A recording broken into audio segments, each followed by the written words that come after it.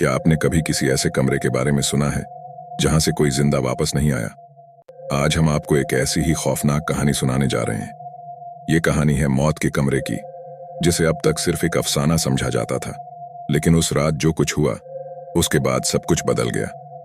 रात के 12 बजे एक पुरानी हवेली के अंदर एक कमरा था जिसे लोग मौत का कमरा कहते थे। कोई उस कमरे के करीब भी नहीं जाता था, लेकिन रवि और उसके दोस्तों ने इस अफसाने को गलत साबित करने का फैसला किया। रवि ने अपने दोस्तों के साथ मिलकर उस रात उस कमरे में जाने का मन बना लिया। जब रवि और उसके दोस्त कमरे के अंदर गए तो उन्होंने देखा कि कमरा बिल्कुल खाली था, लेकिन उस कमरे की हवा में कुछ ऐसा था जो सभी को महसूस हो रहा था। एक अजीब सी ठंडक जिसमें मौत की बू थी।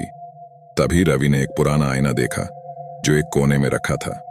उस आईने में देखते ही रवि के चेहरे का रंग उड़ गया। उस आईने में कुछ ऐसा था जो रवि की जान निकालने वाला था। रवि ने देखा कि उस आईने में उसका अक्स नहीं, बल्कि उसका भयानक भविष्य था। उसने अपने आप को मरी हुई हालत में देखा। आंखों में खून और चेहरे पर दरिंदगी थी। तभी उस कमरे में सब कुछ हिलने लगा। दीवारें टूटने लगीं और एक भयानक चीख उनके कानों में गूंज उठी।